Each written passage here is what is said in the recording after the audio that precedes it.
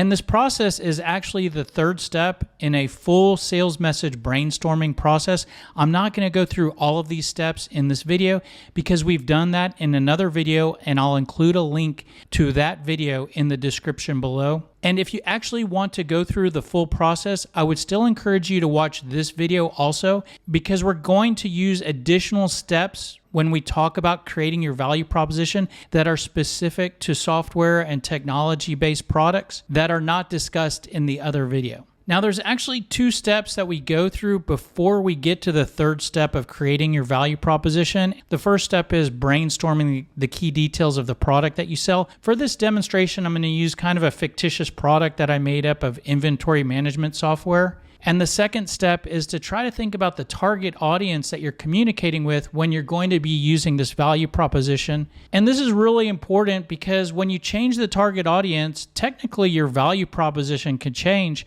So when you go from selling your software from one industry to another, your value proposition could change. When you go from talking to a prospect in one department of an organization to another department, your value proposition could change. So this is really a key step here. And for the demonstration, we're going to use the target audience of manufacturers. And now we're at the main step here that we really want to talk about, which is creating the value proposition. And that might seem intimidating or difficult, and it might even be unclear what exactly a value proposition is. Really, at the end of the day, your value proposition is basically the improvements that you can deliver, the improvements that your software can deliver to the business that you're selling to or the prospect that you're selling to. So that's all we're trying to do here. And to help you to think of the improvements that your software delivers, we actually provide an 8-point checklist that you can use as a tool to get ideas from. And these are 8 of the most common ways that software, really any product, helps specifically in B2B sales. So does your software help to make something work better, help to make something easier, help to decrease the time it takes to do something, help to increase revenue or income, help to decrease costs or expenses, help to improve the product that the customer that you're selling your software to, help them to improve their product that they sell, help to decrease the risk of something bad happening, help to improve visibility and access to information. So what you can do is you can try to think, well, do we help in any of these areas? And when you do identify an area, then try to put some words around that, and that can help you to create your value proposition. And one thing we can do to help here to make this easier is we can actually bring back those details that we brainstormed when we were outlining the key details of the software or the product that we sell. And what we can do is we can take each of those details and then compare it against our checklist and think, does this feature help to make something easier or help to decrease time in any way? And as you're doing that, we actually want to bring back the target audience, because we want to keep in mind the target audience when we're thinking of improvements, because the improvements could change when we change from one industry to another. We're talking about manufacturers here, but we could probably sell our inventory management software to a retail business. A retail business and a manufacturer both have inventory, but their needs are totally different. So we could sell our software to both of those industries, but the improvements are totally different, and thus our value proposition could be totally different for those different audiences. Now, in our standard sales message brainstorming process, what we recommend is you look at this 8-point checklist and try to come up with between 3 to 6 improvements that your product can deliver for the target audience. But if you sell software, we actually recommend you take an additional step, and that is to do more advanced brainstorming by breaking the improvements down into 3 areas. So at the lowest level, you have technical value. This is how your software can help to improve things from a technical standpoint for your target audience. So we're talking about help to improve processes or systems or people, creating foundational functional improvements. And when you deliver technical improvements and technical value, that will usually work its way up to create business value for the target audience, such as increasing revenue or decreasing costs or improving the delivery of services. And when you deliver technical and business value to the target audience, that will usually create some sort of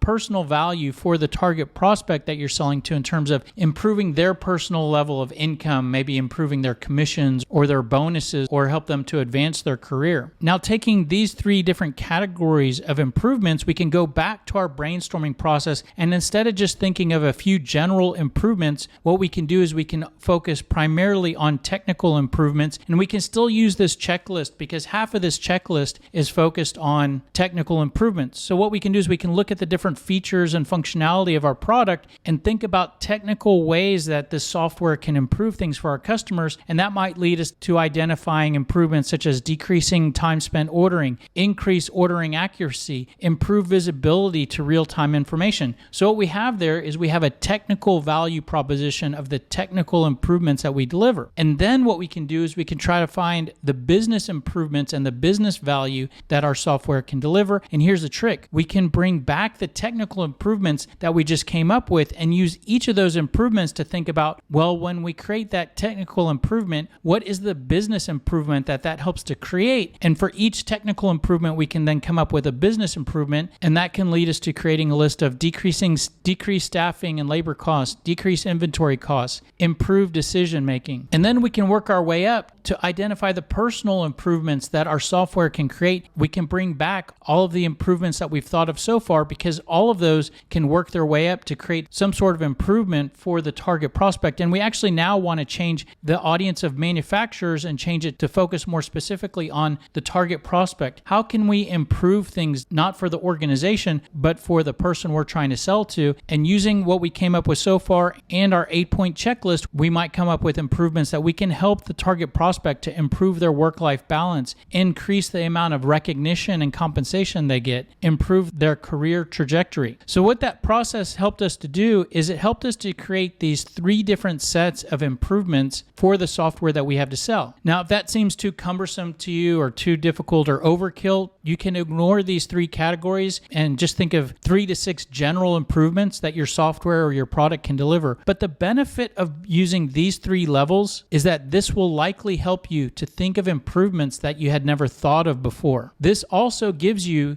different value propositions to use at different times. And that's pretty much it. That's our process for creating your value proposition. And as I mentioned, that's just one step of a full brainstorming process. This is what that sales message would look like if you went through all the steps for inventory management software. And all these steps creates these different sets of bullet points. And those sets of bullet points creates what we refer to as building blocks. So you have your value points building block, which can be used for your value proposition, but you also have a pain points building block, a pain questions building block, and so on. And you can mix and match those building blocks to create a lot of different sales tools. You can use those blocks to create a cold call script, create an appointment script, an email campaign, voicemail messages, objection responses, and a whole lot more. And it's the mixing and matching of those building blocks, which is what actually gave me the idea to create SalesScripter, because I realized if I have these different sets of bullet points, I can create all of these different documents. And that's how SalesScripter works, is that there's an area of SalesScripter called the Sales Message Builder, and it will take you through those same steps that are part of that sales message brainstorming process. And then when the software has your sales message, it creates those building blocks, and then it can mix and match those building blocks to create a whole library of sales scripts and email templates, voicemail scripts, and more. And so here's an example of mixing and matching those blocks to create a cold call script. This script actually uses your value proposition in a lot of different places. So you can open your call with your value proposition. You might share your value proposition towards the end of the call when you're talking about what your product can do. You might want to share your value proposition when you go for the close. You can share your value proposition when you get the objection of what's this in regards to. You can share your value proposition when you're leaving a voicemail message. Here's a voicemail script. So hopefully that gives you some ideas of how to create your value proposition. If you want more tips or more information, the best place to go is salescripter.com. Thanks for being here, and we look forward to seeing you on the next video. Have a great day. Take care. Bye.